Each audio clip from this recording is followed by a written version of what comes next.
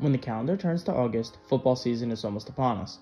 And with football season almost here, it is time for many people to join their fantasy football draft. So in this video today, we'll be going over the top 10 quarterbacks that you should consider for your fantasy football team.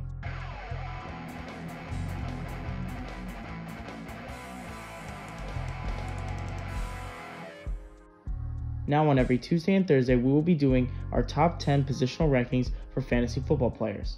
In this video, we will be going over quarterbacks. If you like what you see, like the video and subscribe to the channel. Check out our other videos, and especially our Who Is series that comes out every Monday, Wednesday, and Friday. Now, let's get into the video. Now, coming in at number 10 might be a surprise right off the bat, but it is Daniel Jones.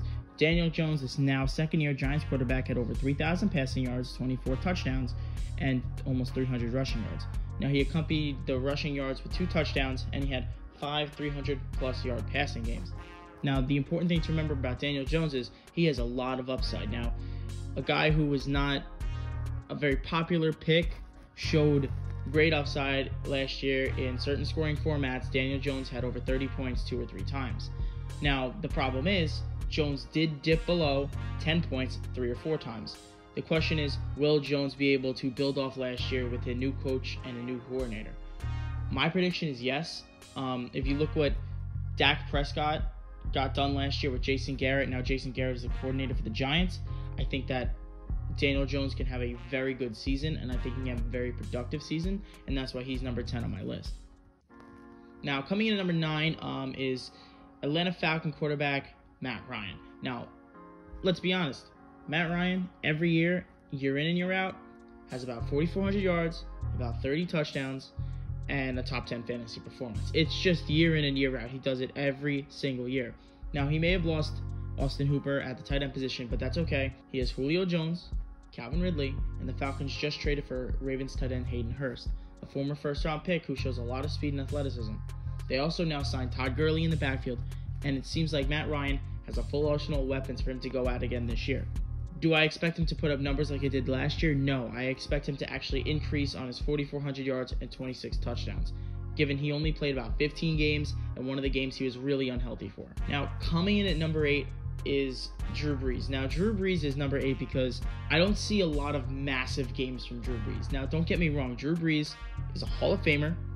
He's consistent, and he's a great quarterback. But honestly, if I were to guess what Drew Brees would be at this season, I probably would say he's at about a 16 to 17 points per game ratio, maybe with a couple higher.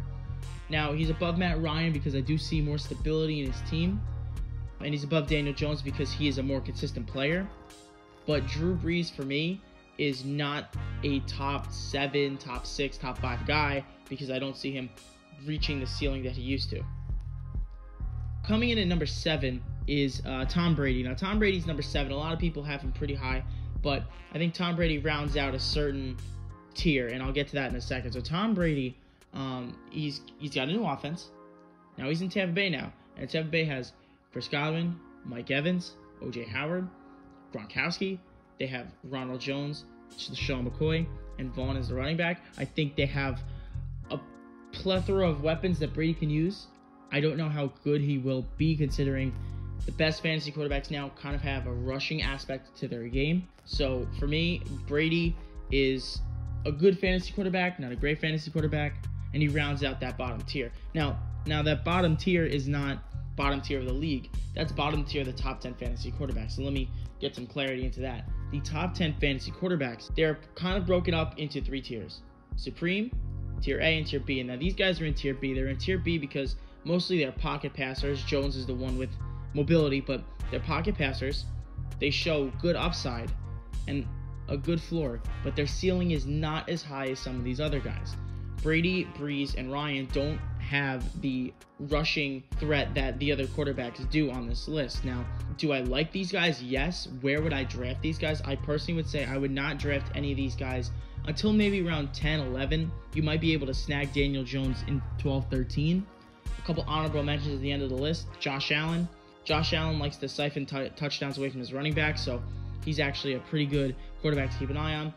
Aaron Rodgers could bounce back. Carson Wentz if he's healthy, but These 4 guys are probably the most stable you're going to get with Brady, Brees, and Ryan. Daniel Jones is 10 because he's a bit unstable, but he has way more upside than the rest of the guys. So just keep that in mind when you're making your pick, but don't pick these guys before round 10. Don't pick them before round 11 even. Kind of stick to 12, 13, 14 for these guys. Now, coming in at number 6 is Dak Prescott. Now, Dak Prescott is an interesting case. He had a great career year last year, but oftentimes career years, we all know that you get into the next year after, they kind of regress a little bit, and I think that's going to happen with Prescott. A lot of people have him as a top 3, top 4 fantasy quarterback. I don't. I think Prescott is going to miss out on Jason Garrett. Now, everyone's like, really, Jason Garrett? Well, let's not forget, Jason Garrett is the mentor for young quarterbacks. He did it with Prescott, he did it with Romo, and now he's going to do it with Jones in New York, hopefully for the Giants. But Prescott is going to be without his system for the first time. He's got a new head coach. We did see Aaron Rodgers put up fantastic numbers, MVP seasons under McCarthy, but I'm not sure if Prescott will go that same route. He's more talented with the legs, but the legs only. I think we all know Aaron Rodgers is by far a better quarterback than Dak Prescott, so don't expect him to put up those kinds of numbers in that offense. That's my opinion on Prescott. And coming in at number 5 is Deshaun Watson. Now, Deshaun Watson is number 5 for one strict reason, only one. But Deshaun Watson is number 5 because, first off, he's inconsistent. Now, at the end of the year, he's going to have 4,000 yards and almost 30 touchdowns. We know that. And he's going to have rushing yards. He's going to have like 500 rushing yards and maybe 5+ touchdowns. But here's the problem with Deshaun Watson. If you go through last year, game by game, Deshaun Watson was a very inconsistent quarterback. He had games with 170 yards, a touchdown to pick, and then the next game he'd have 400 yards and 4 touchdowns. He showed really no consistency game by game, and I think that kind of hurts fantasy owners year in and year out with him. He's a potential MVP candidate. He's as talented as they get. He is losing DeAndre Hopkins, but replacing him with Brandon Cooks, which is a definite downgrade. I will say, though, a lot of times when you get a star out of your offense, the offense kind of seems to work a little better. So we'll see what happens down in Houston. But as of right now, Deshaun Watson is my quarterback number 5. Now, coming in at number 4 is Kyler Murray. Now, a lot of people have Kyler Murray at 3 because of his running ability and how great he is scrambling and everything like that. But I have him at 4, and there's a reason. So Kyler Murray last year, he was good. I don't think he deserved Rookie of the Year, but I thought he was good. The problem with Kyler Murray is it seems like in their air raid offense under Cliff Kingsbury, they kind of go for a little bit too much of a short game, a little too many dump-offs and hitches and things like that, and it's not really the best proficiency for a fantasy quarterback that you're looking for. Now, he has a high completion percentage, but again, he averaged not a lot of yards per throw. He averaged just above 10 yards per completion, which doesn't seem bad, but when you look at the way they played, it wasn't great. Kyler Murray didn't run the ball a lot last year, and I expect him to take an uptick in run production. I do think he's going to be a top fantasy quarterback. I just don't think he'll be as good as the top 3 guys I have on my list. So that's why he's coming in at number 4. And coming in at number 3 is Russell Wilson. Now, a lot of people have Russell Wilson taking a downtick this year. I don't think so. Russell Wilson was an MVP candidate last year. If Lamar Jackson didn't have the season of his life, Russell Wilson would have an MVP trophy on his mantle right now. But he doesn't, unfortunately for him. But Russell Wilson is just a solid fantasy quarterback. Now, let me put it to you this way. Russell Wilson doesn't have the legs he used to. Now, he doesn't run as well as he used to run. And we all understand that. The thing about Russell Wilson is he gets out of sacks like a magician. He's all over the place. He extends plays. He throws down the field with great accuracy, and he's just a fantastic fantasy quarterback. Last season, he had 4,000 yards with 31 touchdowns and 5 interceptions, and he even added 3 rushing touchdowns, but his yards were down from the 2 years before. Russell Wilson is a top fantasy quarterback, and now he has Greg Olsen, DK Metcalf, Tyler Lockett, Will Dissly should be healthy. It seems like this offense for the Seahawks is going to be a good one, so I would definitely jump on the back of Russell Wilson. Now, Russell Wilson, along with Watson, Murray, and Prescott, are kind of in that tier A for quarterbacks. Now, tier A, you give them an A grade pretty much, and I kind of think these guys are a little bit different. Now, you may see a run on a guy like Kyler or a guy like Russell or Watson when the top 2 guys are picked. You may see them go earlier than they should, but if I were drafting, I think I would be most comfortable having Deshaun Watson, Russell Wilson, Kyler Murray, Dak Prescott, picked in around the 5th or 6th round. I really wouldn't go earlier. If you go earlier, you're probably reaching a little bit and you're missing out on a different guy you could get at a different position. So I definitely would think about these guys in rounds 5 or 6, and anywhere past that is probably a steal. Now, coming in number 2 might be a little bit of a surprise for some of you, but it's Lamar Jackson. Now, Lamar Jackson's number 2 for this one reason. Like I said earlier in the video, oftentimes when you have a player who has a breakout year, right? The next year, they're not as good, not because they're not as good as a player. It's because defenses start to figure them out. And I think the Tennessee Titans in last year's playoff sort of created a blueprint for the Ravens and how to stop Lamar Jackson in their offense. Now, do I think anyone will stop Lamar Jackson? No, it's Lamar Jackson. He's great. But the thing is, you need to be aware that he's not going to probably put up the same numbers as he did last year. Last year, he had 3,000 passing yards, 36 touchdowns, 6 interceptions. Great touchdown-to-interception ratio. And rushing, he had about 1,200 yards and 7 touchdowns. Now, the way I look at his stats are going to be this year, I expect an uptick in passing yards. I expect about 3,400 passing yards. But I expect less than 1,000 rushing yards because teams are really going to hone in on the rushing game. Now, you don't really have to worry about the rushing touchdowns because those will come with the Ravens' offense and Lamar's play style. Rushing touchdowns are kind of the key for him as a football player. And the passing touchdowns should see a downtick. They had an excellent year last year, but again, teams are going to start to figure them out.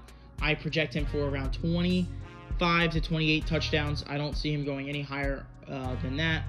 If he goes any lower, it would be an absolute disappointment. So that's Lamar Jackson. He's your number 2 fantasy quarterback. And coming in at number 1, no surprise, it's the best quarterback in the NFL right now. Number 15, Patrick Mahomes. Like, this is not a debate. This is not confusing. Patrick Mahomes is the best quarterback in the NFL. Now, Patrick Mahomes, a couple years ago in his MVP season, passed for over 5,000 yards, 50 touchdowns. We know what happened. He was fantastic. Now, last year, he missed a couple games, about 2.5 games with a knee injury. He had 4,000 yards and 26 touchdowns. He cut his touchdowns in half and interceptions in half. But it's important to remember, like I said before, teams will start to get a blueprint on you. And that's kind of what happens. So that's what happened with Mahomes last year. He was still elite. There is no doubt about it. He is like Wilson in the way where he can scramble for days, extend plays, get players open. He's a fantastic player. Now, I think Mahomes may win MVP again this year. I think he's probably at the top of my list. I think Mahomes probably gets an uptick in touchdowns. I see around 35, 36 touchdowns for Mahomes. I see maybe less than 10 interceptions. Last year, at the end of the year, he said, I finally started reading defenses towards the end of the regular season. And if that's true and he wasn't reading them before, then they're all in trouble. Everyone's in trouble. But that is Patrick Mahomes for me. He is S tier with Lamar. They're number 1 and number 2.